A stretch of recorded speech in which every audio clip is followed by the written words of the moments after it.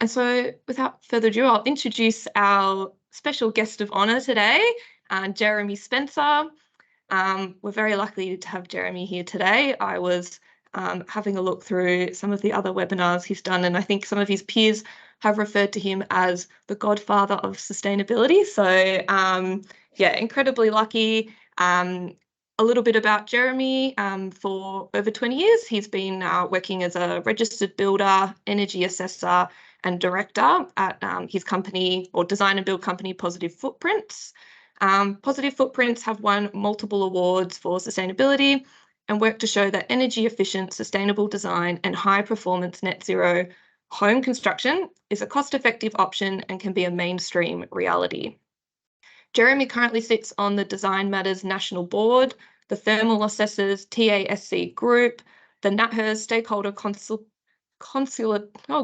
Consultative Group, that's a mouthful, and is a content creator for the Sustainable Builders Alliance website. He's also one of the founding members of Sustainable Builders Alliance, which he might tell you a bit more about today as well, which is a fantastic resource I'd encourage anyone to check out when they get the chance.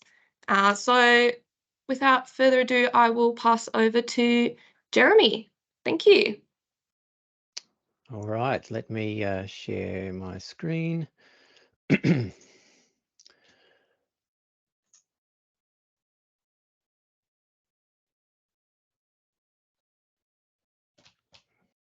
Getting there. All right, can you see that, Fiona? Yes, that one's coming through. Okay, great. I assume everyone else that you can see it. If not, let Fiona know in the chat. All right, so thank you very much for giving up your lunchtime today. I'm hoping that I can make it worth your while, and I will try and get done as soon as I can with my presentation, then we can get into some questions.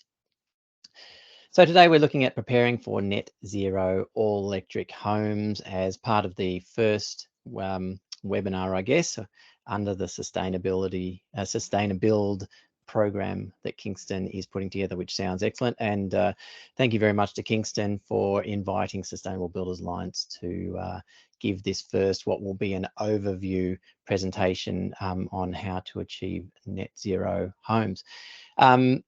As Fiona mentioned, for those who don't know me, I'm a long-time builder, thermal performance assessor since it came in 2004, run a sustainable design and build company, producing homes a little bit like this one.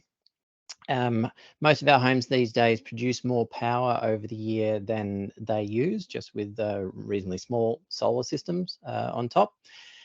And the one that you're looking at here, in fact, this is part of what we're calling our True Carbon series. That is not only operational net zero, but we calculate the upfront embodied carbon. That is the carbon dioxide that's been released from the energy used that went into the creation and the materials that the house was made from.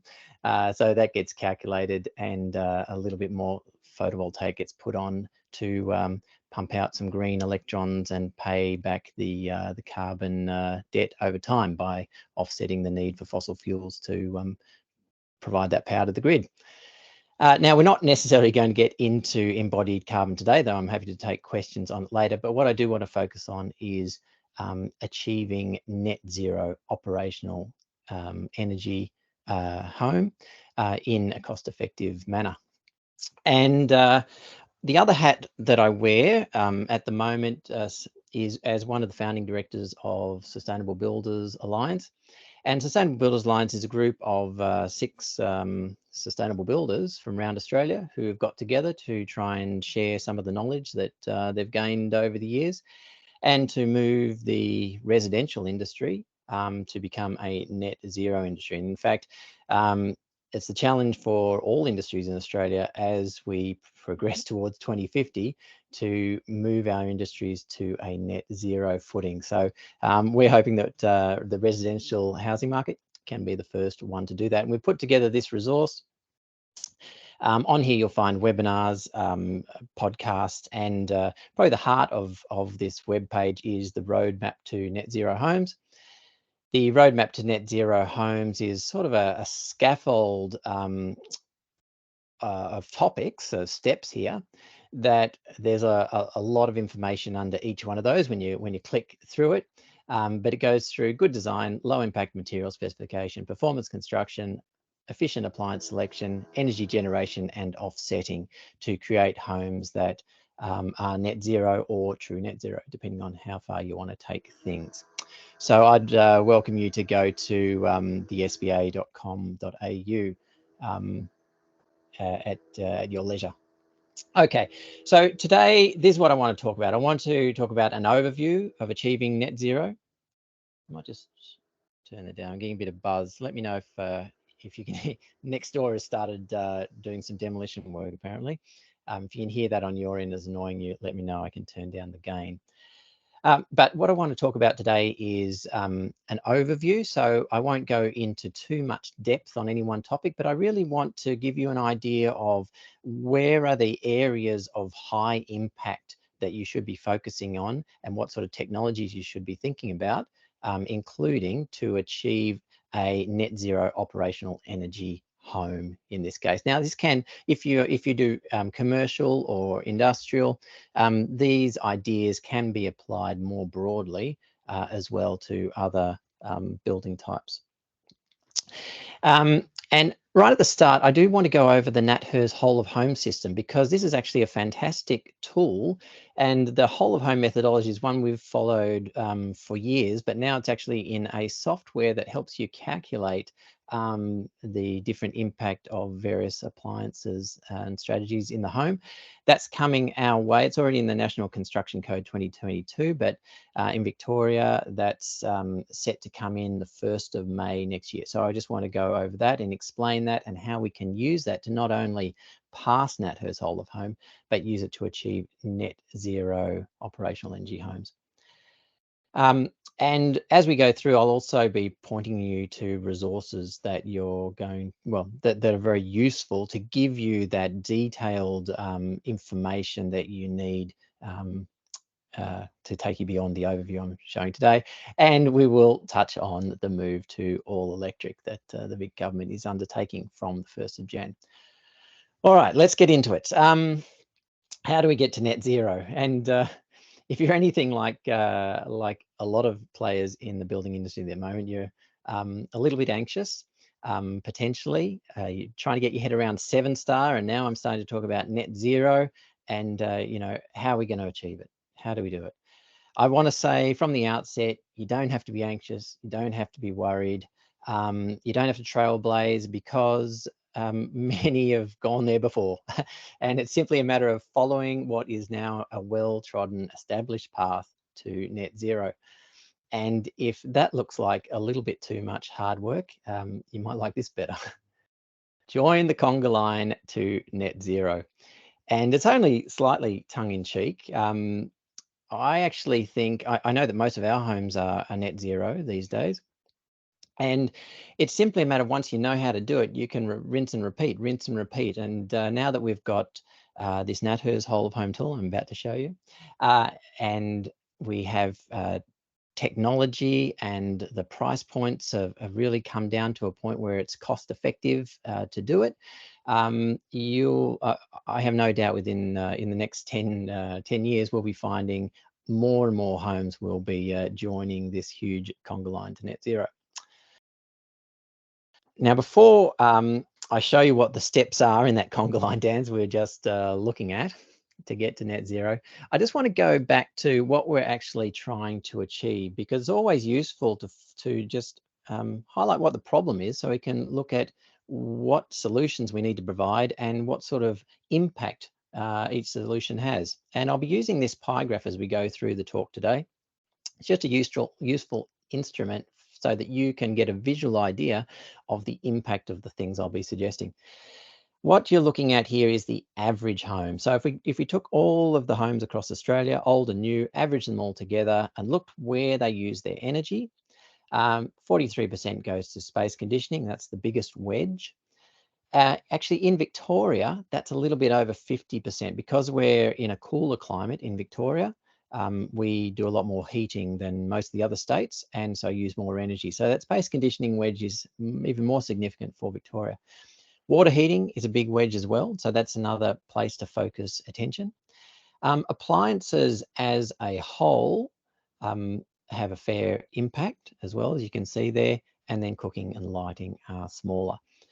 And in providing the function for each one of those wedges in that pie, typically fossil fuels are burnt to provide the electricity, or gas is burnt to provide, say, the heating, and that releases carbon dioxide. And the average home across Australia is responsible for almost 6 tonnes of carbon dioxide being released into the atmosphere every year. The good news there, though, is that that figure is actually coming down as grids decarbonise and more rooftop solar gets into the mix. So, and wind farms and solar farms and things. So that's the good news on that score. The bad news is that Victoria is still the most carbon intensive energy grid, electricity grid.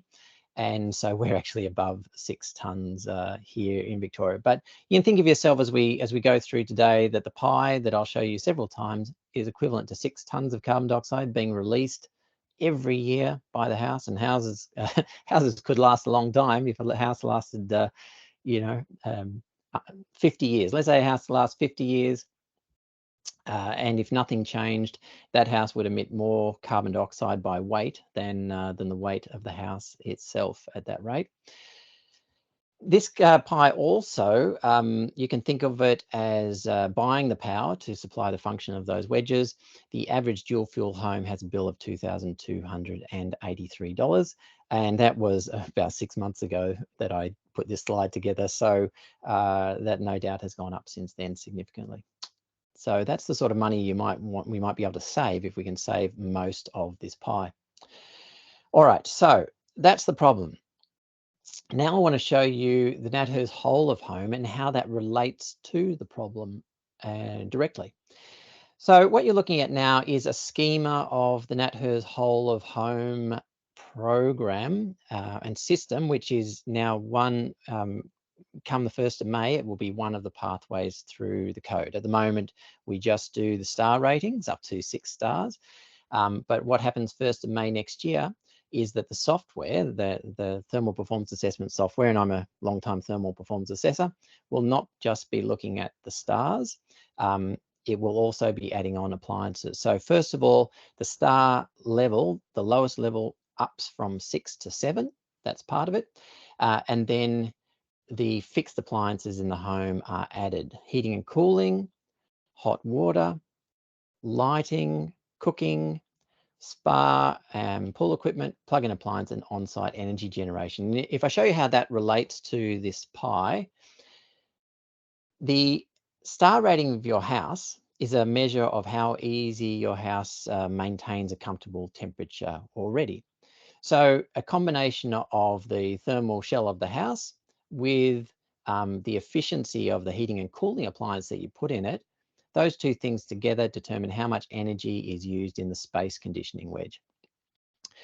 The efficiency of the hot water system chosen obviously determines how much energy gets used to provide the hot water for the house. The number of lights and the wattage of the bulbs, that will typically determine how much lighting gets used in the home. The type of cooking appliances, there's only really one that you can choose that's gives you a little bit of saving there, but that will determine how much cooking energy gets used on average.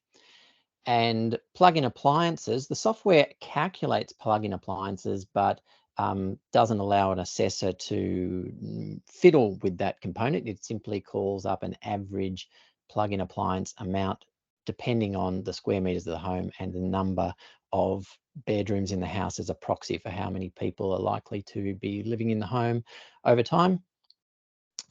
And beyond the pie, if you have pool and spa equipment, that obviously what's counted at the moment is the pumps for that, not the heating per se, but the pumps at the moment. Heating for pool heating and spa heating may come in later because that uses a fair bit of energy too. At the moment, it's just the pool and spa equipment. And that would be a negative, but if you produce power on site with rooftop solar, then that will be a positive. So the way this would work is that you would put details of the heating and cooling appliance that you're thinking of putting on the house. You put that on the plans for the energy assessor. The same with the hot water system. Potentially a lighting schedule you would put on there, and the pool and spa pump, and maybe the cooking as well. The cooking, some of the software are just sort of skipping that out because it's such a small player and doesn't have a huge impact on the overall.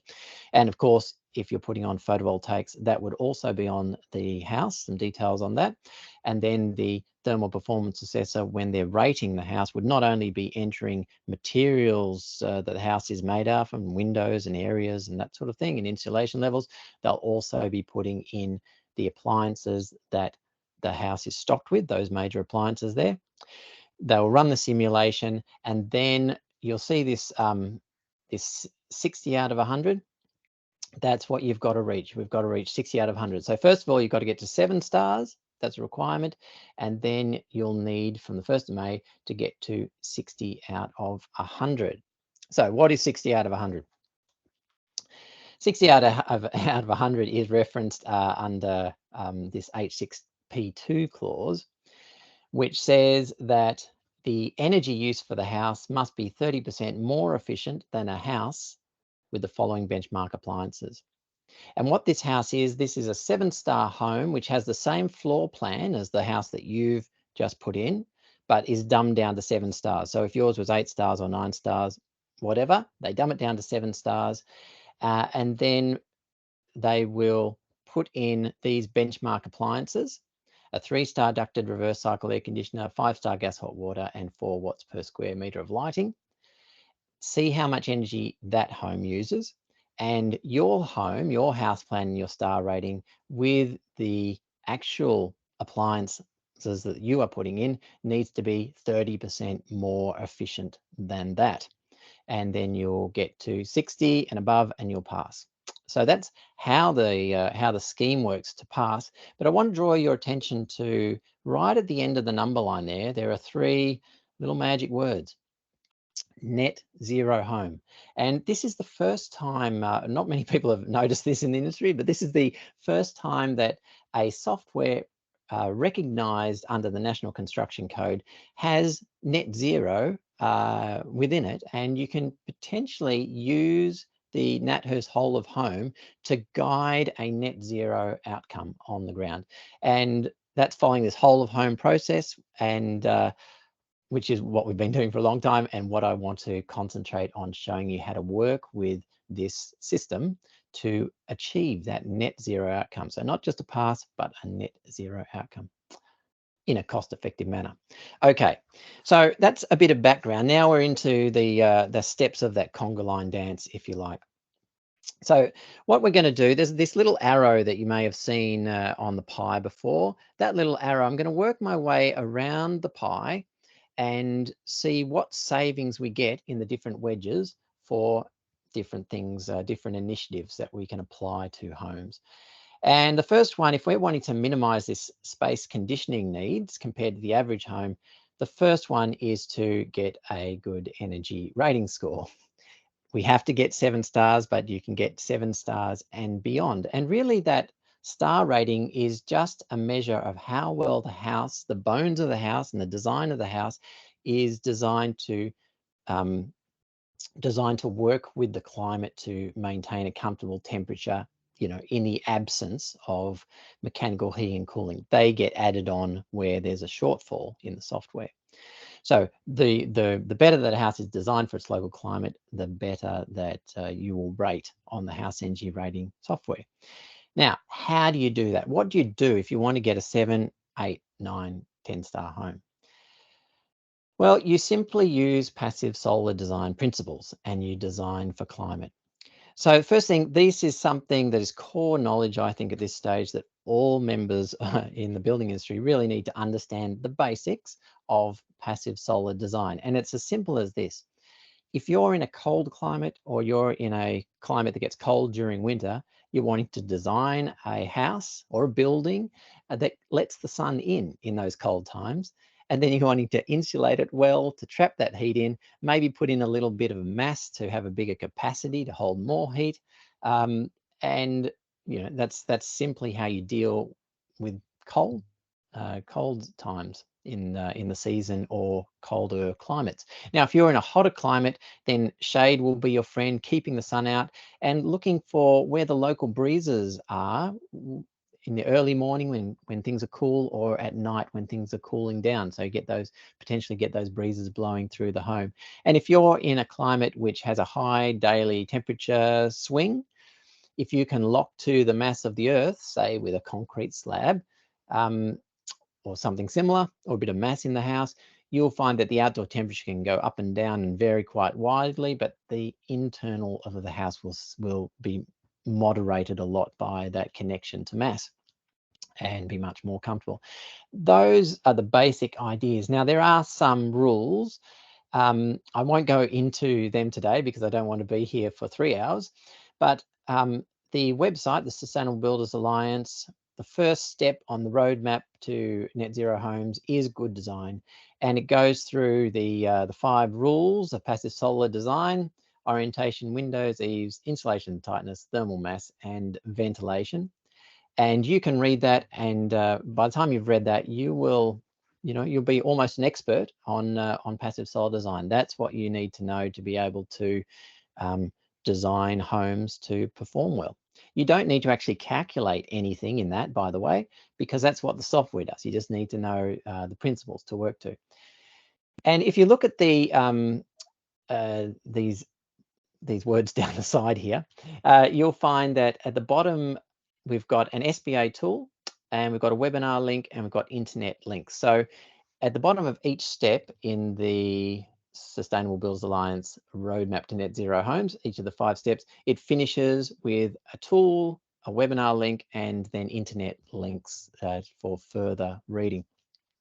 And if we look at the webinar link in this case, if you don't have time to read through what is quite a lot of information on that page, you might find that it's easier to listen, or you might like to listen to things instead. And the webinar link is to a series that I did with Design Matters National, where I used to sit on the board, and the Energy Ministers and South Australian Government.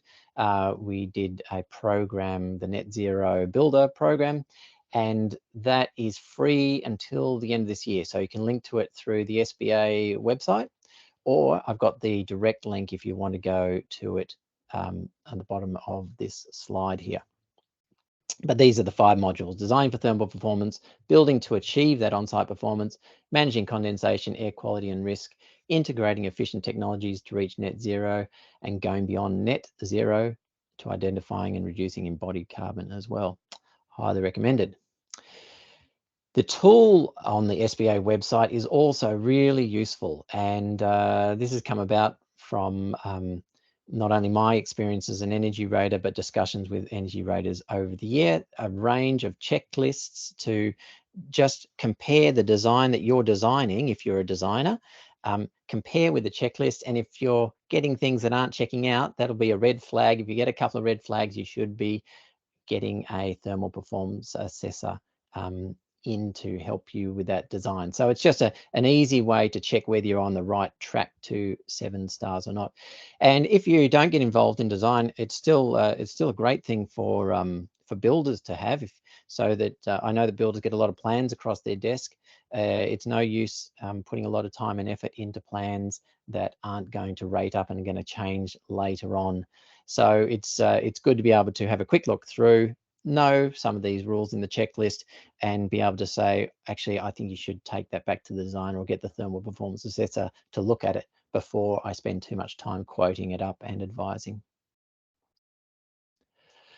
All right, so assuming that you have done a little bit of work or know passive solar design, you should find when you do a design that it comes in around 7 stars. When you get a NatHERS rating, the first NatHERS rating should be around and close to 7 stars. Now, if you want to get the high stars, the 8, 9, 10 stars, there's one secret that you need to know. But you have to promise. I've been an assessor for a long time, and this secret works every time. but you have to promise that you will tell everybody. Do 2 ratings. There's nothing more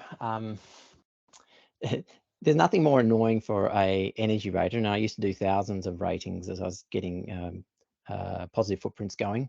Nothing more annoying than getting the design right at the very end for a certification just before the building permit, which is where 99% of the industry get the thermal performance done. At that point, right at the end of the design process, town planning's been done, engineering's been done, working drawings been done, a lot of time and effort has been spent. The thermal performance assessor really can't influence the design very much. All they can do is upgrade wall insulation until it won't fit anymore, upgrade ceiling insulation till it won't fit anymore. And then if it's still not at the 6-star minimum, you would then go around window by window, starting with the largest windows first, double glazing those until you achieved 6 stars. And 2 things about this. First of all, that is just a recipe for minimum compliance. The second point is that while that recipe worked in the past, 7 stars is not like 6 stars. 7 stars is actually reasonably hard if you're not considering passive solar design as you're designing. And if you've got a house that only got to 6 stars by double glazing, you won't get to 7 stars. So I would suggest that the first rating that you do is done at design concept stage. So once you've got a design that you like and the designer likes, that's when the design should be. Or if you're a designer, that's when I would be suggesting that you tell the client that you want to get a thermal performance assessor in at design concept stage. And any thermal performance assessors listening, I would suggest that you start to think of yourselves, instead of just as certifiers, as consultants to use the power of the software, because the software was never designed just to be a certification tool. It was designed to be a design tool. And this is the sort of outputs that it gives an assessor. And for those who've never asked an assessor what they actually do, you get some plans, you input all the areas of the floors, walls and ceilings into the software, all the materials that the house is made up of, all the insulation levels, the type of windows, whether it's double glazed, low E, argon filled, U values, R values, eaves, you put those on, any overshadowing trees. And then once you put in all the data about the house, the software then pulls up by the postcode the last 30 years of data, climatic data for the area, and then does a simulation every half an hour for 24 hours for 365 days a year. Every half an hour, there's a calculation that just calculates what is the expected temperature within each room of the house. And from that, it then says, well, how much extra energy will I need to be putting in at various times of the year to either heat and cool those rooms so that they are in a comfortable climate. And then from that amount of energy, it then gives it a star rating. So that's how it works. But from a design point of view, what it will tell a thermal performance assessor is that one room's doing well, one room's not doing so well. And you can start to ask yourself questions: what's happening in this room that's not happening in that room? Well, maybe it's too cold. Maybe my window's too big. It's losing too much heat at night. I should try making it a little bit smaller. Or maybe it's in shadow. I can move it to a different wall or a different part of the wall. Maybe we should pull back the eave there. Or maybe the room's getting too hot. Maybe I should change the timber floor to a slab floor, or put in some reverse brick veneer just to give a bit of mass so it takes a bit longer to heat up in that area. So I would be asking, getting the thermal performance assessor in when they can actually make use of this data and at design concept stage, and asking them to produce an optimization report. An optimization report will simply be how the house is currently performing with some assumptions, and then what extra things you could do to improve the performance. And at our company, because we're a building company as well, I tend to put costs next to those when we're doing that process. But this is the way, if you want to get high scores, high star ratings, this is the way to do it. And now that NatHERS is going to whole of home, we're moving beyond the stars or what the software can do. You'll find that shortly after assessors have been working with this software for a few months on the other side of May next year, they will start to get a really good sense of what appliances are out there in the industry, what's efficient, what's not efficient. They'll get some feedback on what works well and what doesn't work well. And they'll probably be quite a good source for advising on appliance selection. And also, if you've got things that you want to try, you can put them into the software and they can give you feedback on how efficient those appliances are. The other thing that's really going to be really useful, I know a lot of my clients like to know, and that is what size PV would I need to put on my roof if I wanted this particular design with this particular appliance set to get to net zero? What sort of PV, what size PVs would I need to put on the roof?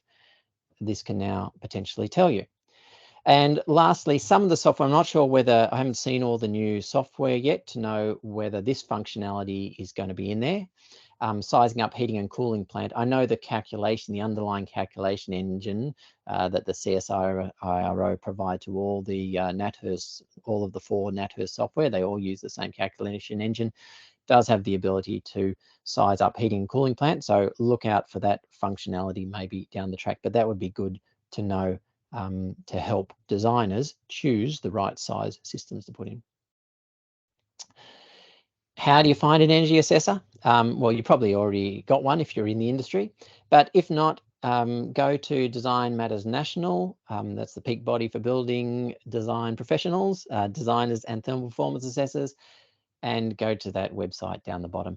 And I would be looking for thermal assessors who have done the whole of home components. So they're familiar with the new software, and I'd be looking that up. If you are an assessor or a designer listening to this, I would also recommend Design Matters National. We did a lot of work over the last 3 years in getting ready for whole of home and 7 stars, and there's a lot of information in the back catalogue of webinars. Go and check it out. Even better, join up and you will get those webinars a lot cheaper. And one thing I would love to promote, this is a competition that Design Matters started last year. I got this going with them. It's running again for this year and into next year, so it's still open. That's the True Zero Carbon Challenge.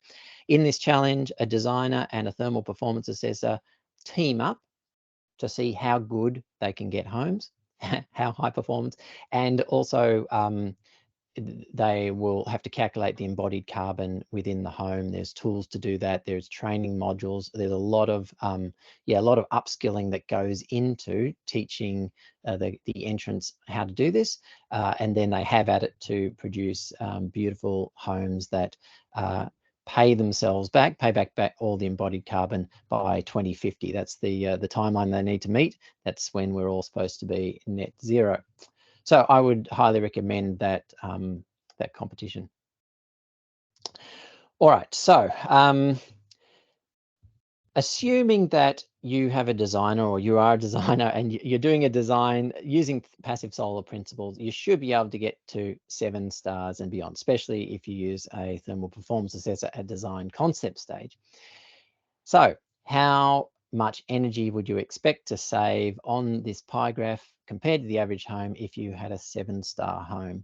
Well, this dotted line might give you a little bit idea, but actually, we don't know. We don't know because at the moment you've just got a design on paper. How much energy the house actually uses also depends on the build quality.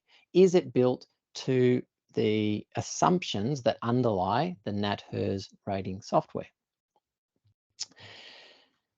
How do you achieve this? Well, you choose builders who can build for thermal performance, who understand what it takes to build for thermal performance.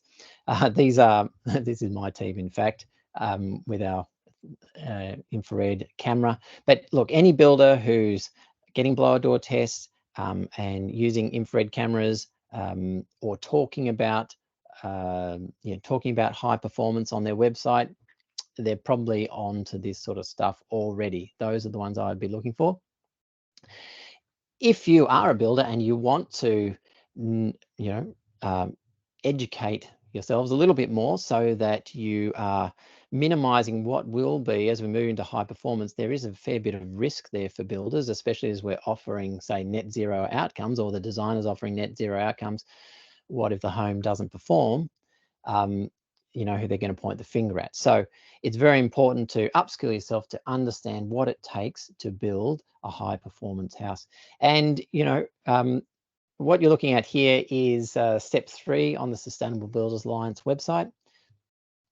This website goes through standard construction, standard 90 mil timber construction that we use predominantly in Victoria, and how to make that perform to a high performance level and where thermally it can often fail and what to do about it.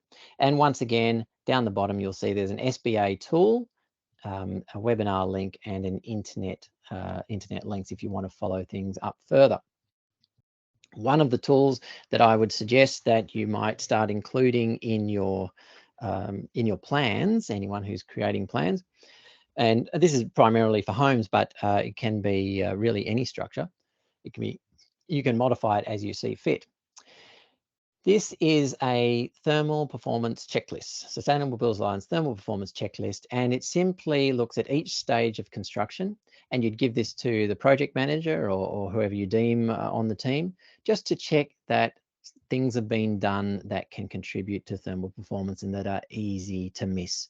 For example, before you put the cabinetry in, there'll be a checkbox there to say, any plumbing penetrations or wire penetrations through the plasterboard to the back of the cabinetry have been caulked. Quick and easy things to do. But what this means is that once it's all filled out, first of all, you have a record of, as a builder, of what you've done. That helps cover your risk if things go bad. You can say, look at all the things I've done. And also it gives you a way to consistently turn out buildings that work on the ground. So there's a free download that you might want to check out. And if you're looking for a builder, look, you could do worse than going to the website. There's a signatories tab. The signatories are builders who have signed, and designs for that matter, and assessors who have signed the pledge that they are interested in building better low carbon homes. There's a few things that they have to pledge to, but it at least gives you an idea that that there are builders who know, or at least are getting interested and looking through the information. At some stage, we hope to maybe do some accreditation and teaching down the track. But this is a good place to start your own looking for a builder if you need to find a builder. By the way, the highlighted ones here, those are links for sponsors. So if you are a builder and you like what we're trying to achieve here, and you're happy to share your knowledge and be part of this push for high performance, please, if you sponsor us, we'll give you a link back to your website. It's the least we can do. There will be a lookup function soon. All right, so assuming you've got a good design, you've got builders who understand how to design to the NatHERS assumptions. If you have a 7-star design, you should be able to save this much energy. Approximately like that. And if you consider that that circle there is around about, what was it, $2,200, you've probably saved about $500, $600 in operating charges. If that's 6 tons of carbon dioxide, you've saved over 1.5 tons there. And remember, actually in Victoria, that first wedge is bigger, so you probably save more like 2 tons of carbon dioxide if you get a 7-star home. Of course, you can go further, 8 stars, 9 stars, 10 stars. So you can see design really does have a big impact on how much energy the home uses. But you don't need to get to 10 stars to get a net zero outcome. 7 stars is fine as a jumping off point. And in fact, at 7 stars, if you look at what's left, there's still a lot of that pie left. Even if you get to 10 stars, there's a lot of the pie left. We can make big savings though still, and this is the easy one. In fact, it's a lot easier than 7 stars. All that we need to do is choose appliances that are more efficient, the more efficient versions on the market. And that's where we get into whole of home. And the first appliance of choice that I want to talk about is air conditioners. So now we're sort of moving away from the 7-star part of NatHERS whole of home and looking at the whole of home part, the appliance side of things. And what I'd be suggesting is that you start by choosing efficient reverse cycle heating and cooling and fans, as it says up here. Up on the wall there is a reverse cycle unit, sometimes known as a split system. It's got an internal head and a motor on the outside, sometimes known as a heat shifter or a heat pump.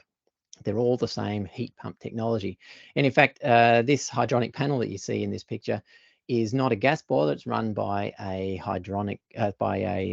heat pump boiler. So you can get them for hydronic panels as well.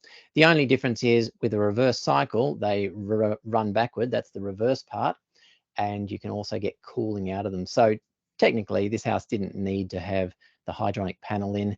The owners were of British heritage and they'd grown up with hydronic panels back in Britain, and they just wanted to have that again. But really, this the wall unit is the more efficient of the units.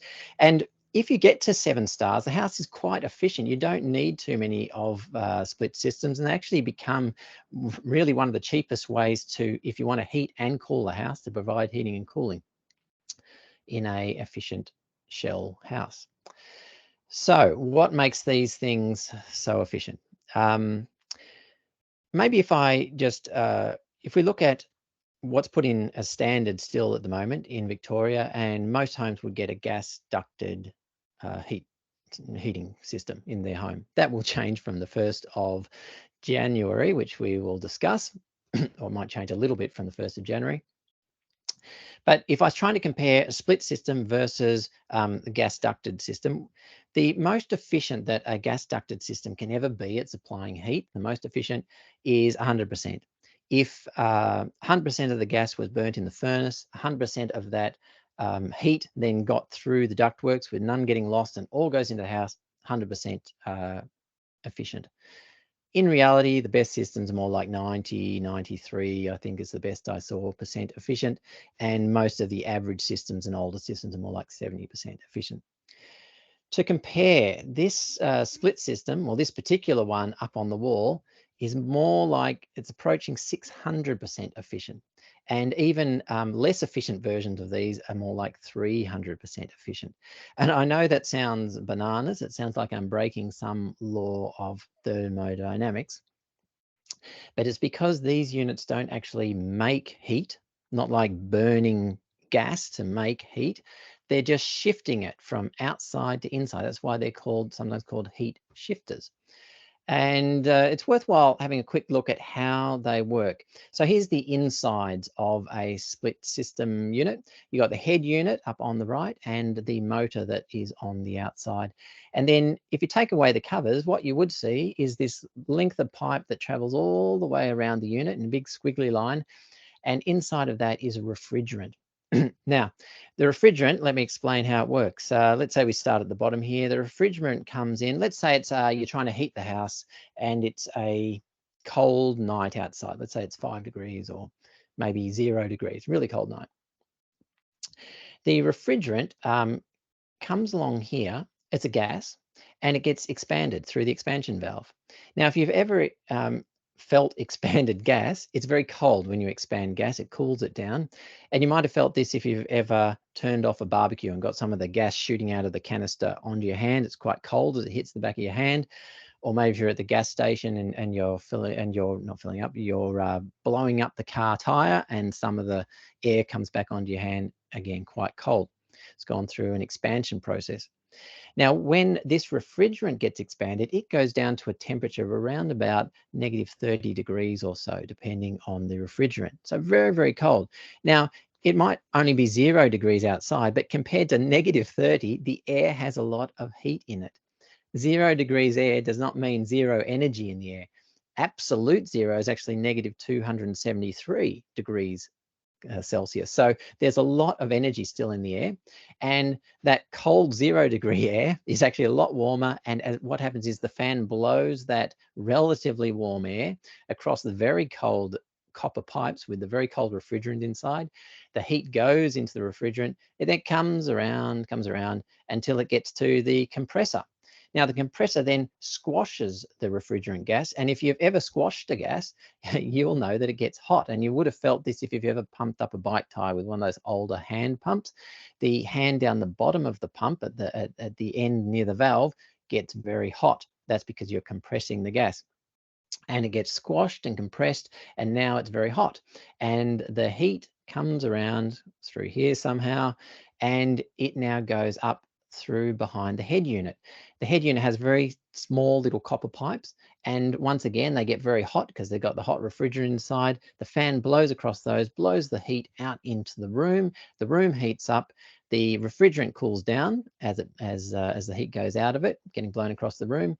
It then comes around, it goes outside, it gets expanded, gets cold, picks up some more heat on the outside, gets compressed, gets hot again, and that heat gets transferred to the inside. So what's actually happening here, you can think of it a little bit like a sponge. It's soaking up heat from the outside, and it's coming inside, and then it's squeezing it out in the head unit and out into the house, heating up the house. Soaking up from the outside, squeezing it out on the inside. And in cooling mode, they simply reverse those check valves. It runs the other way, and it soaks up heat from the inside, and on hot days squeezes it out outside. So if you ever walk past an air conditioner on a hot day, it'll be hot air that gets blown at you when you're outside this fan in the outdoor unit. And the inside will be cooling down as they're transferring heat from the inside to the outside. Now, it might only take 1 kilowatt hour of energy. Let's say it takes 1 kilowatt hour of energy to run this loop. But in using that 1 kilowatt hour of energy, a less efficient system can transfer 3 kilowatt hours of heat, and the most efficient systems are transferring almost 6 kilowatt hours of heat for every 1 kilowatt hour of energy. There's a 1 to 3 or 1 to 6 ratio there. And that ratio is called its coefficient of performance. It's COP. So in heating mode, it's called COP, coefficient of performance. In cooling mode, it's called energy efficiency ratio. That's just when it's operating the other way. They perform another test on it to see what that ratio is and give it another number. When you're looking up, when you're choosing these appliances, you can go to the specifications, look up the COP, look up the EER. The bigger the number, the more efficient the unit. You're looking for COP or EER. And if you want to know more information about installing and the different types of heat pumps, you will find that under step 4, efficient appliance selection, on the SBA website, along with other appliances and things to consider. Now, back to our pie. Assuming that we're trying to provide this much heating and cooling, but we're using these very efficient reverse cycle air conditioners, we can provide that much heating and cooling with a fraction of the power, something like that. And you can see just how much we've eaten away at the standard amount of energy it takes to heat and cool a home. And remember, that's even more in Victoria, where that wedge comes just past halfway. All right, that's about as much as we can do for the first wedge. And the first wedge is actually, in this talk, takes the most time for me to go over, because we've also got to touch on 7 stars and a few other things there. The other wedges are a lot more simple because we're just looking at appliance selection. But let's now move on to water heating. What can we do there for water heating? Step number 2, minimize hot water energy use. So there's 2 different things to consider here. One is the water rating of the appliances that use hot water.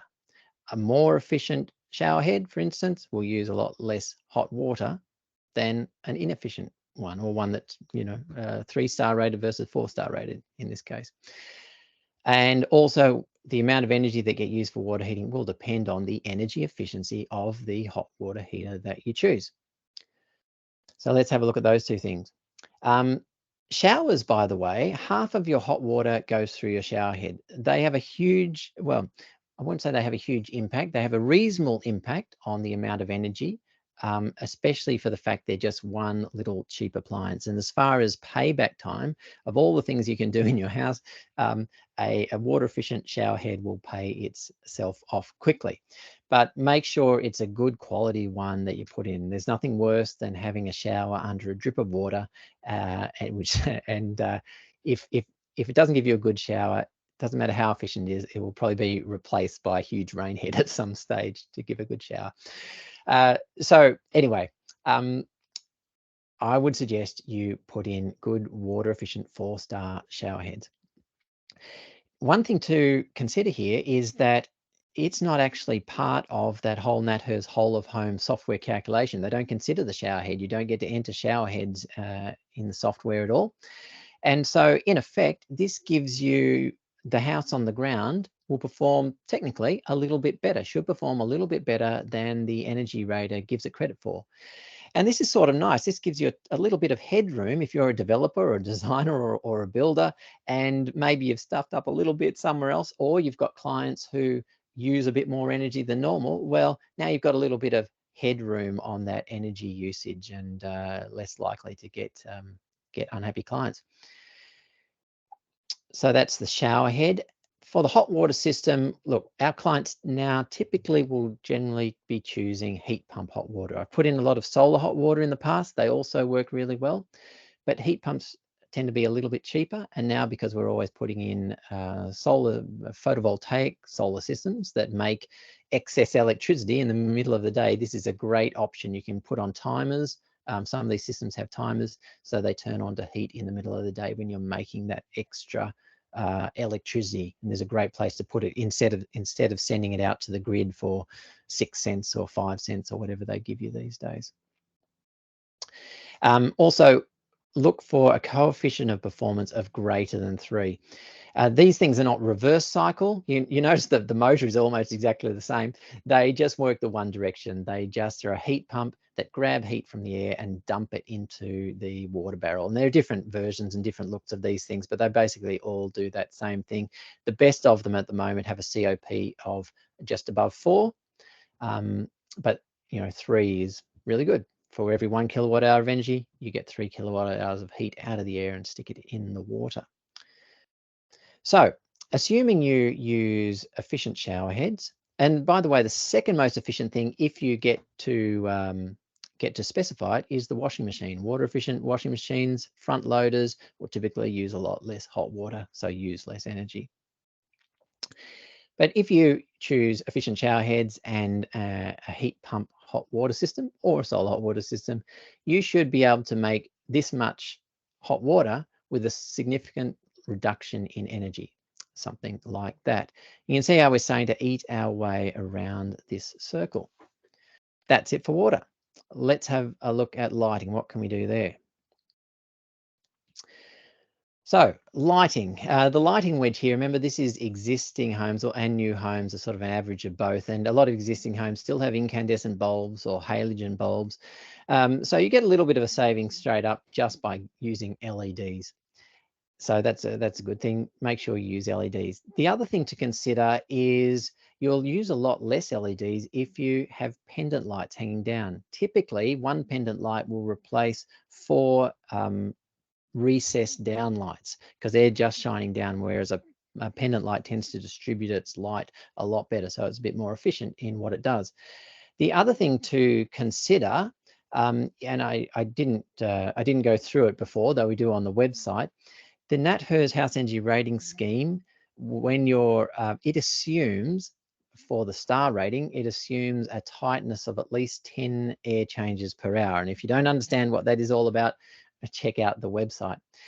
But every time you cut a hole in the plasterboard on standard construction, where we're not using internal membranes, standard construction, the plaster layer on the inside of the house is typically the best tightness layer for the house. That, and if you put some wall wrap and ceiling wrap on as well, they also help contribute to the tightness.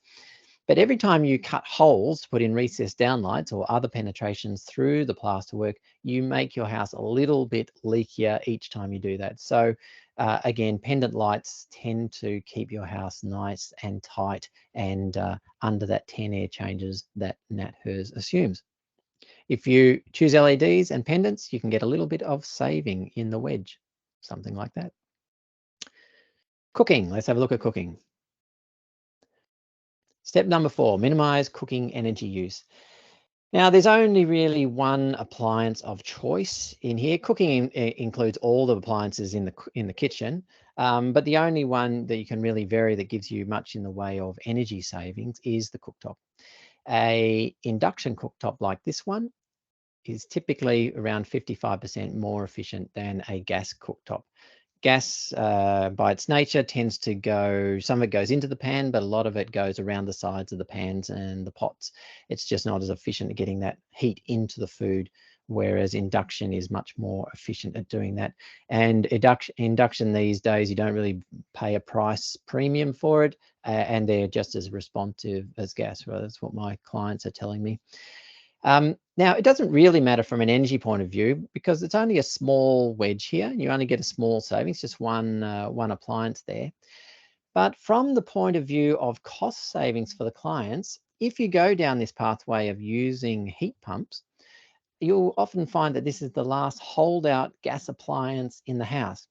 And if you swap it for an electric appliance, in this case, an induction cooktop, you can say goodbye to the gas meter. You don't need to install a gas meter. So you save the install fee and you save the clients that connection charge, which is around about $1 a day for the life of the house. So that's a nice little bit of pocket money for the client. The other thing that you'll often save is it's quite expensive to run gas in a copper line or other type of gas line. I know there's different types out there, but they're expensive, and especially if you've got your gas cooktop a long way away from the meter, or you don't get much pressure in the street and you need to put a high a wide diameter line in, you can be up for many thousands. So again, if you don't have to put in a gas meter, you can have savings there. And that maybe is, actually, before I say that, let's just have a look at what sort of saving you get by going induction cooktop. There you go. You get a little bit of saving there. And that brings us maybe to, let's have a quick discussion about these new laws that Victoria is bringing in from the start of next year as to what you can and can't put in regards to gas, or when you can connect and when you can't connect. Let's read it together, and then I'll explain what this graph is all about, and maybe a little bit of the the logic behind it, perhaps. New Victorian homes to go all electric from 2024. That's the headline that we got earlier in the year. To be applied to new dwellings, apartment buildings, and residential subdivisions requiring planning permits, underlined, and all new government buildings. Let's continue reading it, then I'll explain it a bit deeper. This will be implemented through an amendment to the Victorian planning provisions and all planning schemes. So those are going to be updated to start on the 1st of January. This policy will affect the construction of new dwellings with planning permits, but will not impact new dwellings that do not need a planning permit. So if you've just got your typical single house on a single block and there's no town planning overlays that are affected by the development that you're undertaking, you will just go straight to the building surveyor to get your building permit. You won't enter town planning, so this won't affect you, and you will, if you want, be able to connect up gas in that situation. If there's nothing triggering town planning, you can still put gas on from the 1st of January. If you have an existing home with existing gas connections, you will not be required to remove them. No one's going to come and get your gas. If you've got gas already, you can keep it. The third point, renovations and extensions. It will not impact renovations and extensions to existing dwellings. So once again, if you've got a dwelling that's already on gas and you're just extending it, you can stay with gas appliances. You don't need to change over everything. Any permit application lodged before January the 1st, 2024 will not be affected by the gas connection prohibition. So if you don't want to be affected by it, if you think you're going to be triggering town planning and you definitely want to put on gas, I would get my skates on and try and get my permit lodged this year, and check out what time town planning or what date your council town planning closes on for that. The prohibition from connecting to the reticulated gas network will only apply to planning permit applications for new dwellings lodged after the 1st of January 2024. So those are the rules. I hope that's sort of self-explanatory as to what is going to happen. And maybe look over here. This is perhaps the logic behind it. I don't have any particular insight other than to say what you're looking at here on these graphs is the carbon intensity of the different electricity grids that we have in each state. And you can see that over time, it started up over here. Let's say this red one, that's Victoria, of course, very carbon intensive. Back in 2005, every kilowatt hour of energy was creating 1.4 kilograms of carbon dioxide being released. That's how you read this graph. But you can see over time, all the states are becoming less carbon intensive. And that's because, as I said before, we're getting more solar being installed on roofs, which is having an impact. We're having coal powered stations closing down, being replaced by wind farms and solar farms, and more renewables going into the grid. So the carbon intensity is going down. What that means is that a house connected to, or any building connected to the electricity grid will, if it's just connected to electricity, over time, its carbon intensity will go down at the same rate as what the carbon intensity for the whole grid goes down. So this is a mechanism for improving all the homes that are connected to the grid over time, simply by putting more renewables into the grid over time. However, with gas, because gas is burnt at source at the house, you create the carbon dioxide at the house. There's very little that they can do with gas to improve the carbon intensity from not only what's burnt at the house, but also fugitive emissions. That's leaks in the infrastructure getting the gas to your house, and at the drill heads themselves, with methane going up into the air, which is also a greenhouse gas. There is some talk of potentially, and they've done some testing of putting hydrogen into the mix. You could imagine creating green hydrogen through electrolysis using solar power, say, putting that into the gas mix. But they can typically only put in around about 15% from what I have read before they need to upgrade infrastructure, because infrastructure was never made for the small molecule size of hydrogen that they would be mixing in there, and neither are your appliances in your home. So there's only a limit that they could potentially lower the gas, even if it was economically viable to do that, which I suspect it isn't. So that is why the government, I suspect, is looking at putting homes onto all electric, so that we can have control and drop the carbon intensity of the residential sector. And if you look down here, over Australia, the residential sector uses 21% of total electricity is used by the residential sector. And this is, if we're wanting to put our homes onto the grid, we're wanting to go off gas and put that load as well, that heating and cooling load, or that heating load that is often a big load from gas, if we're wanting to put that onto the grid as well, it's very important that we make sure that our homes are as efficient as possible, because we're trying to put our homes onto the grid, we're trying to put cars onto the grid, businesses also onto the grid and away from gas.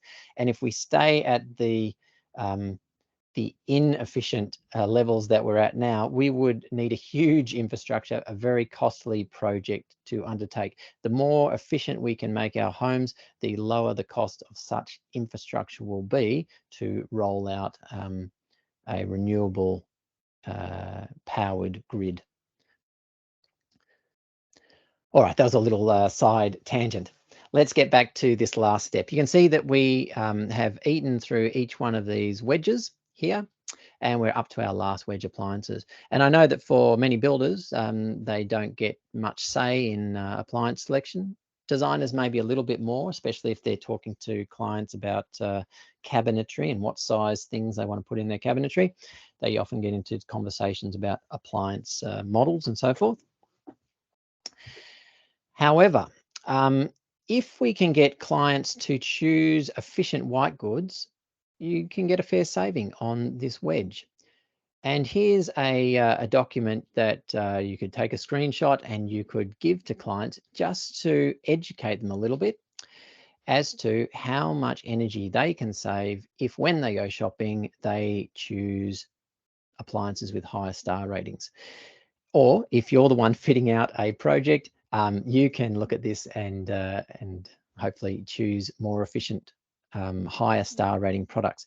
And let's just have a look. Here's another pie graph. Yes, I like my pie graphs. This one's just looking at Australian average plug-in appliance end use. So which things use the most energy in our homes from just a plug-in appliance point of view. We've got our white goods across the top. Refrigerators use a huge amount of energy, so make sure that your refrigerator is as efficient as you can get.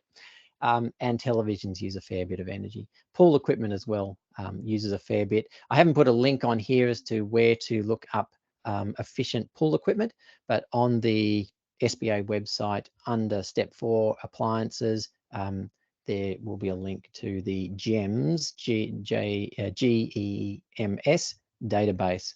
That's the Greenhouse Energy Minimum Standards. They're the ones who set the stars, and they have a database of anything with stars on it, and you can go there first before you go shopping and see what's efficient and what's not.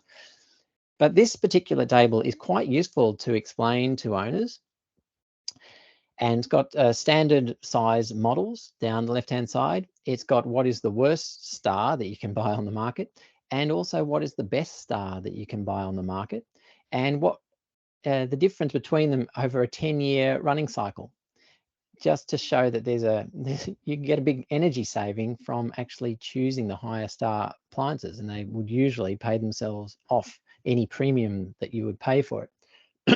The other thing is it's pretty important for the owners to get an idea of what the maximum star rating is as well. You might go out looking for, this is a dryer, and you might see a 5-star dryer and think that's pretty good, but until you realize that it goes up to the best is a 10-star dryer. So a useful document just to show owners and just let them know they don't need to get the most, the high star rating, but if you get one within 1 or 2 stars of the top, you'll get a fair bit of saving on this appliance wedge, that blue appliance wedge.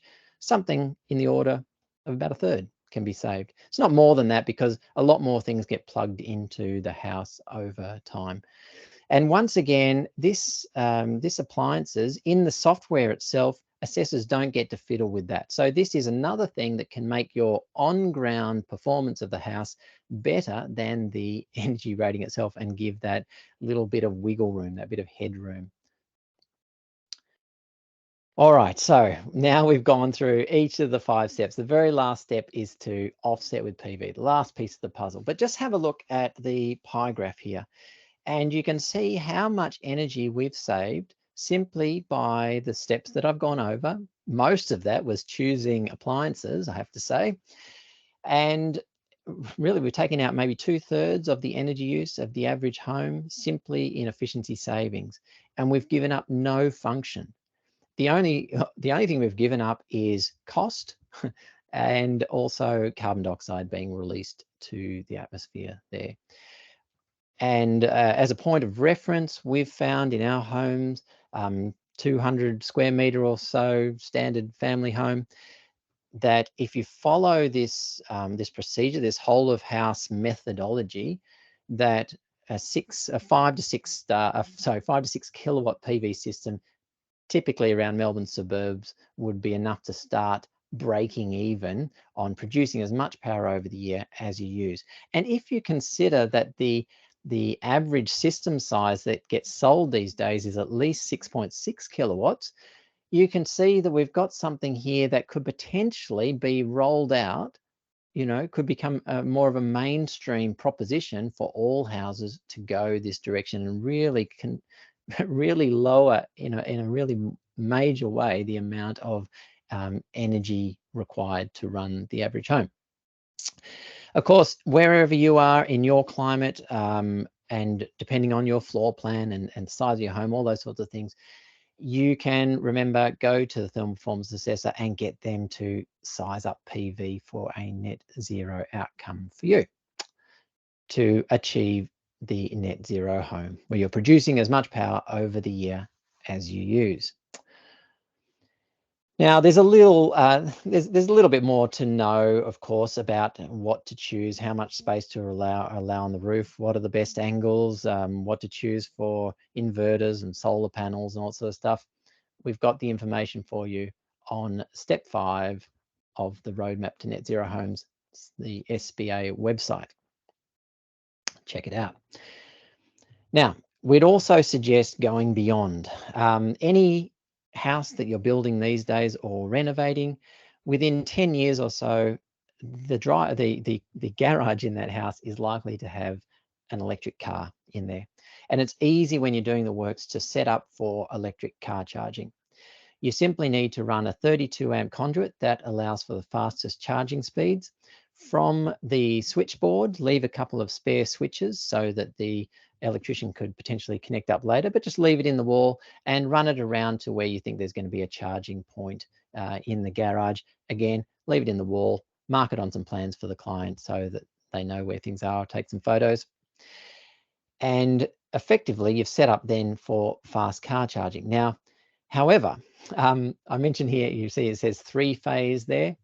To get the fastest charging speeds, you actually need 3-phase. Even though you've got a potentially fast charge cable, if you only have single phase, you'll be limited to the speed at which you can charge, whereas 3-phase, you get the fastest charging speed. So I'd suggest that you go for 3-phase. You will probably find that if you go for an all-electric home of, that 200+ square meter size, your electrician will, when he does his calculations of total electrical loads, will require anyway that you go to 3-phase rather than single phase. So there is a little bit of extra to pay on that side of the balance if you're going for an all electric home. Though, like I said before, you save it on the plumbing of the gas pipe a little bit.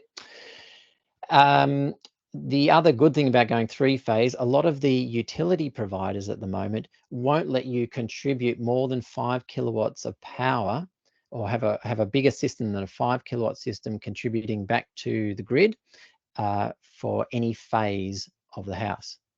But if you've got 3-phase, you can potentially contribute back 15 kilowatts of power if you've got a 3-phase. You won't be limited, is what I'm saying. You can have a very big system if you want. And I've got a little thing down here allowing for car charging. The average city car goes around about 50 kilometers a day. Put on an extra 2 kilowatts of panel on the roof, and that should be enough to charge the average electric car to go 50 kilometers on average. So your house can also become potentially your charging station or your petrol station for your car, depending, of course, on where you are when the sun's shining. All right, we're coming to the end. What are the savings from doing this whole process? Well, of course, $2,283, and it's probably higher than that, was the average dual fuel bill, combining electricity and gas together. You'll be saving most of that. There's still the connection fee for electricity, and you'll still be drawing in during winter or nighttime when the sun's not shining, but you'll be putting out during the day. Somewhere around about $1,500 to $2,000 one could expect to save if you get to the net zero level per year for the life of the house. Quite nice. What else do you get? Well, if you build the house well, you insulate it well, especially if you go to double glazing, you'll get a lot of comfort, quiet house inside, stable temperatures, sense of sanctuary perhaps, depending on the design. For the climate, instead of putting out 6 tons of carbon dioxide, your balance will be 0 if you make it to net zero. Of course, if you produce more power than you're using, you're actually putting more green electrons into the grid for others to use, offsetting the need for coal to be burnt to provide for others. So you can get rid of all that 6 tons of carbon per year. You can make the house electric car ready, as I said. That's another benefit.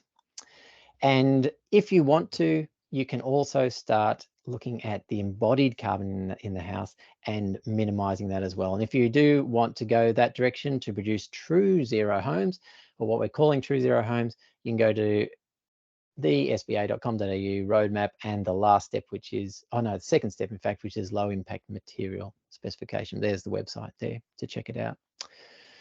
So with that, I invite you to walk what is a well-trodden path following this whole of home sort of methodology and make your footprints positive. Now, it would be slightly remiss, very last or second to last slide, and that's not to point out that if you like what we're trying to do and what we're trying to achieve with the Sustainable Builders Alliance, please follow us on socials, share any posts that you like. We're trying to get more information about what we've got there out to the whole industry so it can become an industry resource. If you're a builder, a designer, thermal performance assessor, or even a materials supplier who supplies sustainable materials, take the pledge. Let's get your name on the website. You can also submit how-to videos or case studies. If you think you've got a really good case study of a net zero home, let me know. We can put it up there.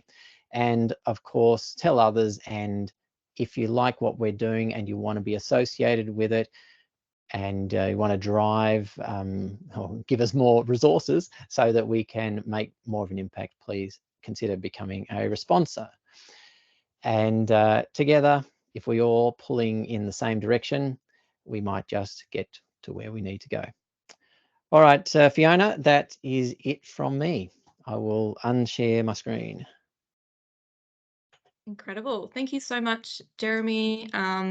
There was a ton of information packed into that, and I think it was really great that I think there was something in there probably for quite a diverse audience, whether we've got designers on the call, builders, and then even some residents as well. So I think a lot of those learnings can be applied even like in those new projects, but also to existing homes, which is great. I invite people, we've still got some time, so if anyone would like to put any questions they've got into the chat, and then we can go through some of those. We did already have a comment from Andrew Hooper. He was just saying, Jeremy, additional tip, that for energy ratings, to avoid falling back on the NatHERS default values, especially for windows. These are designed merely as worst case placeholders, and knowing what real products, colours and materials are used will usually give a better/higher outcome than the defaults and is a no cost improvement, which, yes, is a great additional comment there. Oh, and yeah, first question already rolling in from Finn. On a standard build with a standard 7-star rating, what is the additional base cost to the average build? If it's already got a 7-star rating, probably not really.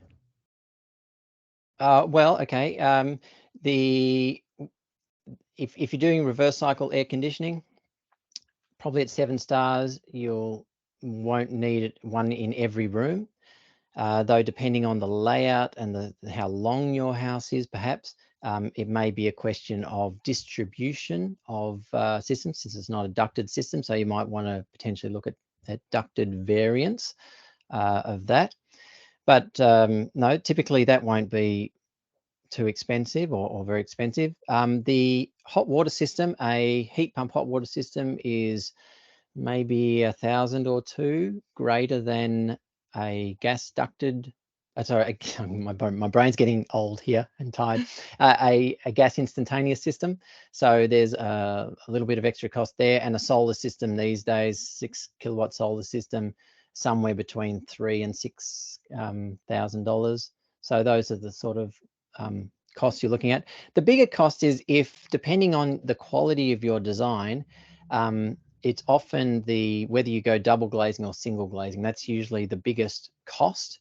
A good design, you can get to 7 stars on most blocks with single glazing if done well. And most, I know that all our clients want to go double glazing. Most people do if they can afford it. So depending on whether you are going single glazing or double glazing, that could be an extra cost for you there on the star rating part. I've also got some of the information available here that the state government's put out in terms of the transition to the all-electric homes. And so from some of their research that they've put together, the difference, well, they've got for the like appliance install supply and install costs, they're estimating for all electric, that will be around $18,000 versus the traditional dual fuel home where you've got gas and electric, that was ranging from $17,000 to $21,000. So it's in a similar ballpark. We can, make this work for the similar costs on site as well when we're talking about the appliances, which is great. And we'll share some of this information as well after the webinar, along with the links from Jeremy. I know there was a lot of amazing links in your webinar, so we'll put all the resources together for everybody. We've got another question in the chat from Maggie, just asking, is it worth getting a battery to store your solar energy? Which is a great one. A lot will depend on whether you're using your power during the day or not. If you're going away during the day and you're not using your power at home, instead of sending it back to the grid, if you can store it in a battery and then use it at night. Typically, the things that I've read say that the paybacks are still not, more like around about 10 years to pay back on most homes, and that's typically the life of the battery. So they're sort of at that point where it's starting to almost make sense, maybe get the right rebate. But I would be asking your solar installer to model it for you and get your bills out and give them to him, and he can maybe make a better assessment on the battery technology. The great thing is that all these things are improving over time. One thing that I didn't mention on one of the last slides we were looking at car charging is the vehicle to grid technology that's proposed to come in 2025. That the idea of that is if you've got an electric car and it's vehicle to grid or vehicle to house compliant, you may be able to use that as the battery for your house when the car is in the garage, and so you can charge it during the day and run off it at night. And those car batteries are typically around about 3 times the size of your standard Tesla Powerwall. So there's heaps of capacity in there to do that. So that's quite an exciting potential down the track. I guess another great thing, instead of having a battery as well, is using that additional solar energy to power your heat pump. I guess that kind of works in a way as an energy battery, because it's using that energy during the day to heat the water in your hot water system that you can then use when the sun's not shining. So it's kind of transitioning when you're using that energy, although you're using it during the day, it's when you actually get the benefit of the energy as well. I probably haven't explained that as well as you might have, Jeremy. No, you've done really well. Look, when you get a solar system, you'll probably get an app which gives you a beautiful picture showing you when it's sunny, you've got this huge amount of energy coming in. And that's the time of the day that you should be trying to, whatever you can use, whatever uses electricity that you can use at that time of day, you should be using it. You should be washing your clothes. Like I said, with the heat pumps, several of them have inbuilt timers where you can set it just to run during the day when you're likely to be producing more power. So that's a big win. And if you do have an electric car, if you can have it in the driveway during the day, you can charge that as well. That'll probably take the rest of the excess power. Yeah, which is fantastic. We have another question about the regulations and whether they are only for Victoria, which they are. Victoria was the first to make the move on this, I believe. So yeah, just related to planning permits in Victoria. We've got another question from Derek. Can we produce enough electricity to cover new dwellings in 2024? As he notices, we are currently not coping with energy level demand currently, relying on just solar energy. So this is way beyond my pay grade, Derek. I would just hope that the powers that be have done the sums and worked out the logistics in the background, and as they're phasing out coal, they've got other renewable sources coming online. Like you and like many others, I am a little concerned that we must maintain a durable network. Yeah. Yep. And another question, is there any financial assistance / grants for building higher star houses which council can encourage, such as reduction in council rates? So assisting alongside the announcement for the all-electric homes from 2024, the state government has actually put together some funding and grants packages to assist with that change. So we can provide information about that as well after the session. But at this stage, that's not something Council has explored. And is it correct that Victoria is already producing excess renewable energy that we are selling to other states? I'm not sure if you're I know. I don't know. Again, the current energy market or where we're at in Victoria. I know South Australia is on some days producing more power, so I don't know whether we're there yet producing more power, but maybe someone on the call will know the answer to that question. Yeah, I think, you know, Victoria has been a typically coal dependent state. So when we are probably a bit behind some of the other states on renewable energy production. Yeah, South Australia has been hitting their targets for quite a while. So we've got a bit to learn from them. But yeah, we're moving forward in that space. So that's positive as well. That has brought us to 1:30. So we're at the end of our time. Thank you everyone for coming along, and a massive thank you to Jeremy. That was incredible and great Q&A as well. This session has been recorded, so we will be sharing that in the coming days or weeks, and we will also make available a lot of those links that everyone will have seen through the presentations as well, along with links to the Victorian government information and the grants that are available as well. So yes, thank you all for coming and enjoy the rest of your afternoons. Thank you, Fiona. Thank you, everybody. Thanks.